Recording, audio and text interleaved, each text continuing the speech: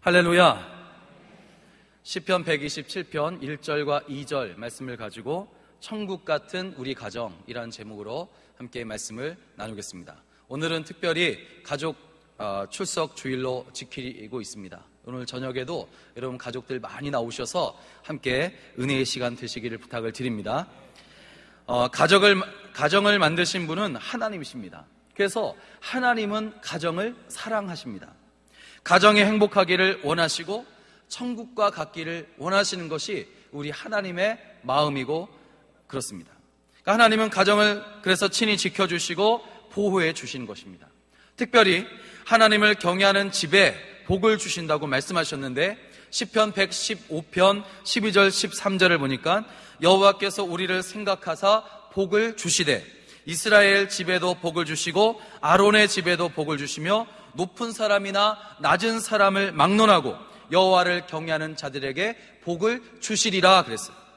그리고 시편 127편 오늘 1절 본문에서 여호와께서 집을 세우지 아니하시면 세우는 자의 수고가 헛되다라고 말씀하신 것은 하나님께서 집을 세워주시지 않으시면 모든 수고가 헛되지만 그러나 하나님께서 집을 세워주시면 복되고 귀하다라는 말씀인 줄로 믿으시기 바랍니다. 여러분의 가정이 하나님께서 세워주신 가정임을 믿고 복된 가정이 되시기를 주님의 이름으로 축복합니다.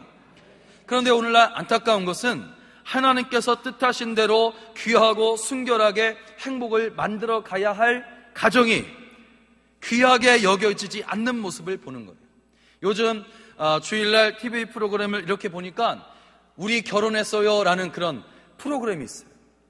이것을 보면 참 재밌긴 하지만 그러나 한편으로는 정말 귀하게 다루어져야 할 결혼을 오락화시켜서 가정의 거룩함과 순결함을 희석시키는 느낌을 받았습니다.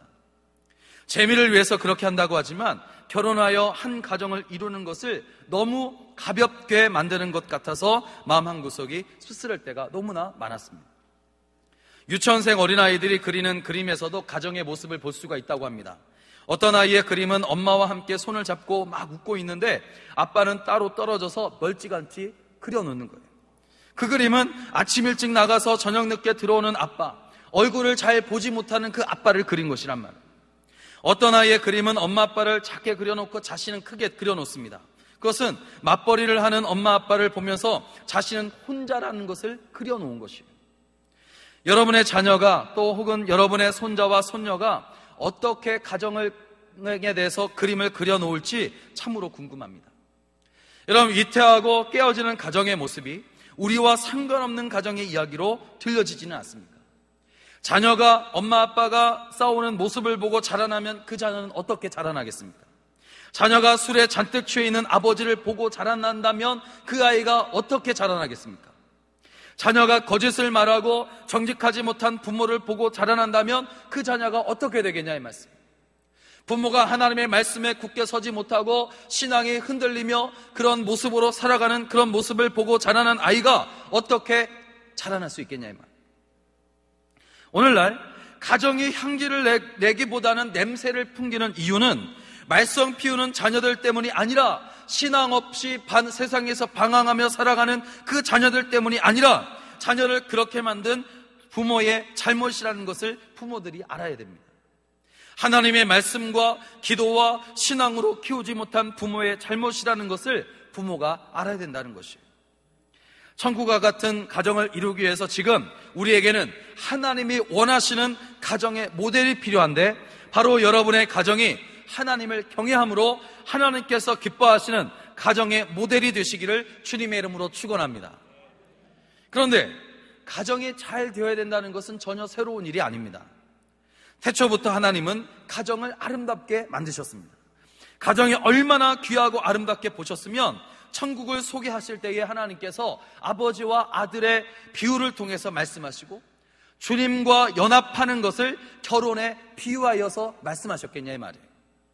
특별히 오늘 시편 127편은 솔로몬이 성전에 올라가면서 부른 찬송인데 이 노래에서 하나님이 만드신 천국과 같은 가정이 어떤 모습이어야 하는지를 우리에게 잘 알려주고 있습니다.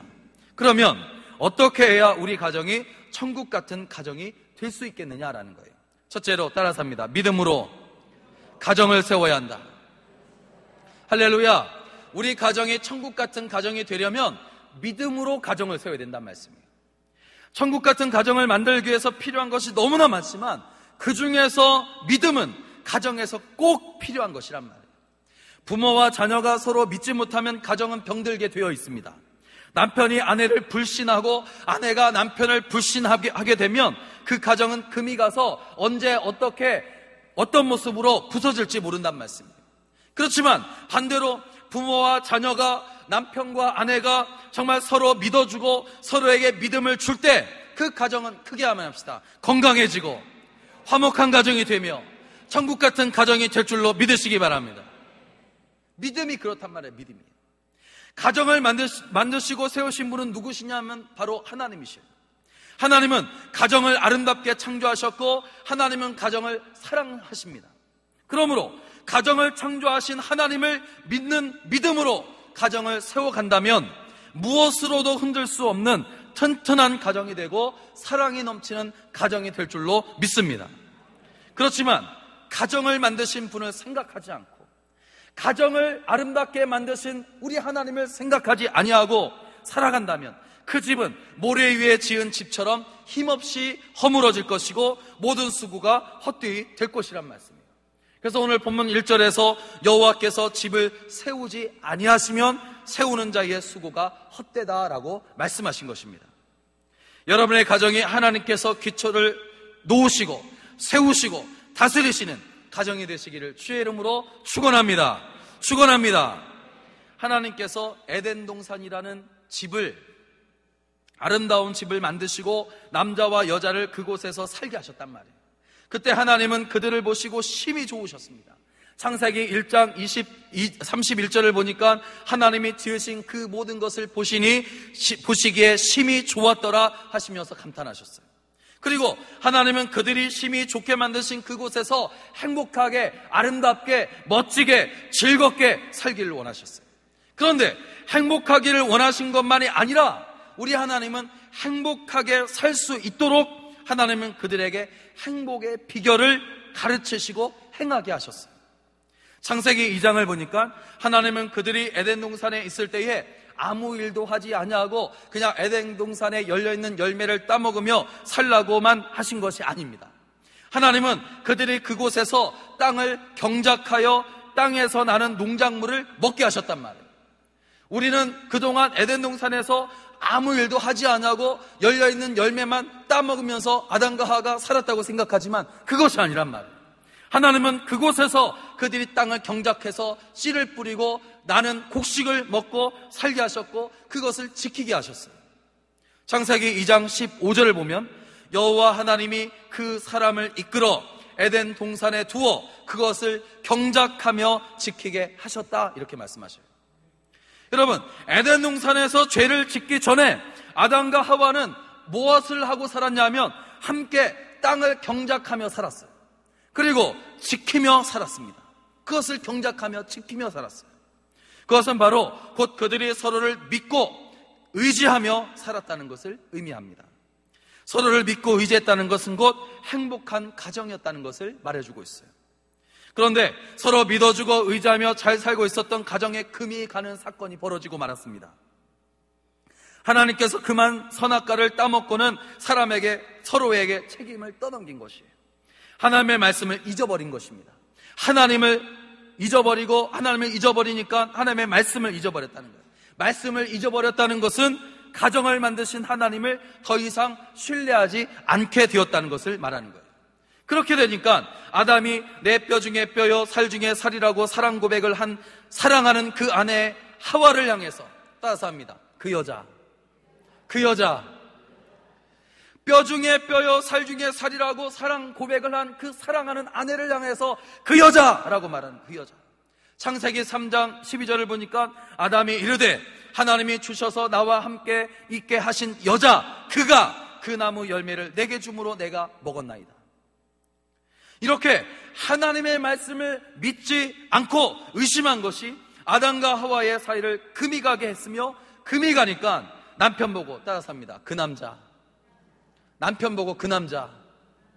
왜 소리를 작게 해요? 남편 보고 그 남자, 아내를 향하여는 그 여자. 사랑하는 남편에게 그 남자라고 해요. 그 남자. 사랑하는 아내에게 그 여자라고 말하는 거예요. 금이 가니까. 금이 간 이유가 뭡니까? 하나님의 말씀을 잊어버린 거예요. 하나님을 신뢰하지 않은 겁니다. 그러니까 그런 결과가 나타나는 거예요. 그러므로 가정이 살아나고 천국 같은 가정이 되기를 원한다면 먼저 가정을 아름답게 만드신 우리 하나님을 신뢰하고 믿으며 하나님의 말씀을 양식으로 삼아야 할 줄로 믿습니다. 하나님은 아브라함의 가정에 복을 주셨어요. 왜 아브라함의 가정에 복을 주신 것입니까? 그 가정이 복을 받은 이유가 뭐냐 이 말이에요. 바로 그가 가지고 있었던 믿음 때문이에요. 아브라함은 하나님을 믿었습니다. 하나님께서 복을 주실 것이라고 약속하신 그 말씀을 아브라함은 믿었단 말씀이에요. 그리고 가족을 믿었어요. 조카 롯이 좋은 땅을 먼저 선택하여 떠나갈 때에 아브라함은 그를 믿었어요. 그래서 하나님 믿음의 사람 아브라함을 통해서 그 가정이 복되게 하시고 천국 같은 가정을 이루어 살게 하셨던 것이란 말이에요. 사랑하는 여러분, 여러분의 가정이 믿어주고 믿음을 주는 가정이 되시기를 주의 이름으로 축원합니다. 무엇보다도 온 가정이 하나님을 향한 믿음으로 하나가 되어서 하나님이 기뻐하시고 좋아하시고 흐뭇해 하시는 천국 같은 가정 다 되시기를 주의 이름으로 축원합니다. 축원합니다.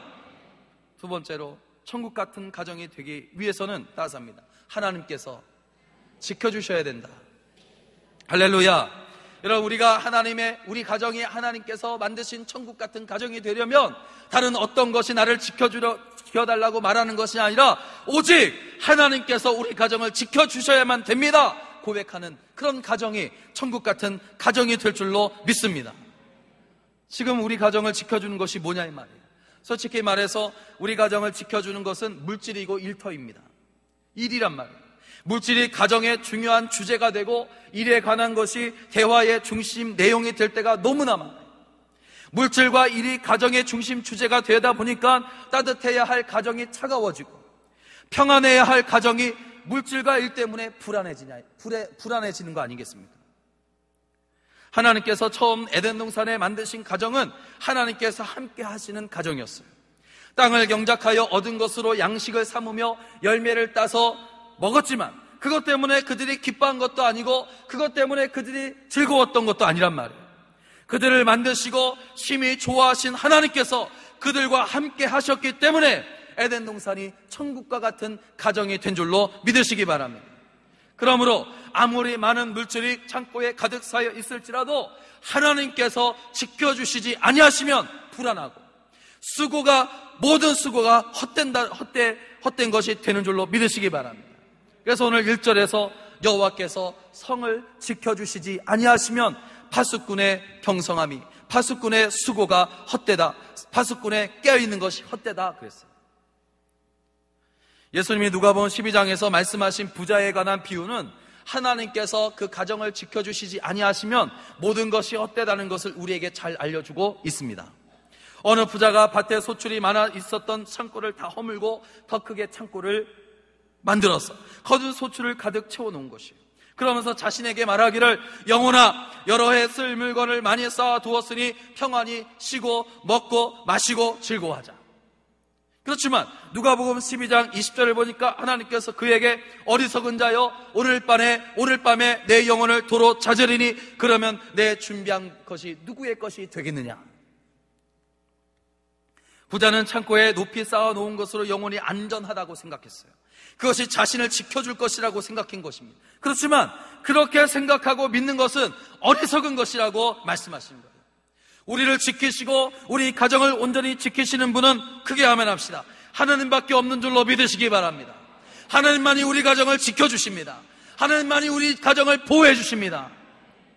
다윗은 우리를 지켜주신 하나님을 시편 27편 5절에서 노래하기를 여호와께서 환난 날에 나를 그의 초막 속에 비밀히 지키시고 그의 장막 은밀한 곳에 나를 숨기시며 높은 바위 위에 두시리로다. 시편 16편 5절에서 여호와는 나의 산업과 나의 잔의 소득이시니 나의 분깃을 지키시니나이. 할렐루야. 그러므로 우리는 이렇게 기도해야 돼요. 하나님, 우리 가정을 원수의 손에서 지키시고 모든 환난에서 지키시며 안전하게 하시는 분은 오직 하나님 한 분밖에 없음을 제가 믿습니다. 하나님, 우리 가정을 지켜 주시옵소서. 우리 가정을 보호하여 주시옵소서. 그래서 기쁨이 있게 하시고 감사가 넘치게 하여 주시옵소서. 세상의 거짓과 불의와 욕심이 우리 가정을 넘보지 못하게 하시옵시고 오직 하나님께서 지켜주심으로 우리 가정이 천국 되게 하여 주시옵소서. 지켜주시고 보호하심을 간구해야 된단 말이에요. 사랑하는 여러분, 하나님께서 성을 지켜주시지 아니하시면 파수꾼이 아무리 잘 지킨다 할지라도 그것이 허사라고 말씀하셔요. 세상을 이기신 하나님께서 함께 하시고 지켜주실 때에 우리가 평안을 누리게 되는 줄로 믿으시기 바랍니다. 요한복음 16장 33절을 보니까 이것을 너희에게 이르면 너희로 내 안에서 평안을 누리게 하려 함이라. 세상에서는 너희가 환난을 당하나 담대하라, 내가 세상을 이기었노라 말씀하셨어요. 오늘 우리 가정을 지키시는 분은 하나님이십니다.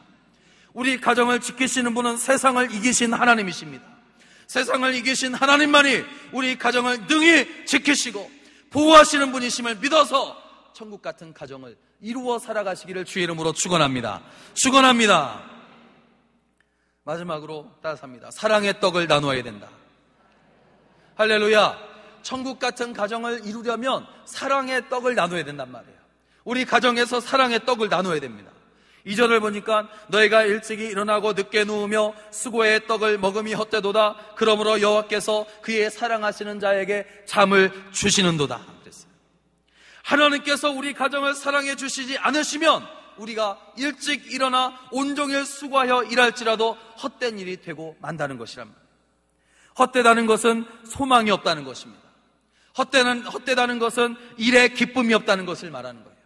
헛되다는 것은 내일 또 일찍 일어나서 하루 종일 수고해야 한다는 생각이 걱정이 되어서 밤에 잠을 이루지 못하는 것, 그것이 헛되는 거예요. 그러나 하나님께서 사랑해 주시면 일찍 일어나고 밤에 늦게 누울지라도 크게 하면합시다. 피곤치 아니하며 사랑해 주시기 때문에 하는 모든 일들이 기쁨이 있고 감사가 있고, 크게 하면 크게 기쁨이 있고 감사가 있고 찬양이 있는 줄로 믿으시기 바랍니다. 할렐루야. 본문에서 그러므로 여호와께서 그의 사랑하시는 자에게 잠을 주시는도다 그러겠어요. 잠을 주신다는 것은 평안을 주신다는 말씀이에요. 잠을 주신다는 것은 걱정이 없게 하신다는 말씀입니다. 그러므로 수고의 떡을 먹음으로 헛된 인생이 아니라 하나님께서 주시는 사랑의 떡을 먹음으로 걱정이 없고 헛되지 않은 값진 인생이 되시기를 주의 이름으로 축원합니다. 우리 가정이 천국 같은 가정이 되기 위해서는 사랑의 떡을 나눠야 되는 거예요. 사랑의 떡은 예수님이십니다. 예수님은 자신을 하늘로부터 내려온 떡이라고 말씀하셨어요. 요한복음 6장 51절을 보니까 나는 하늘에서 내려온 살아있는 떡이니 사람이 이 떡을 먹으면 영생하리라.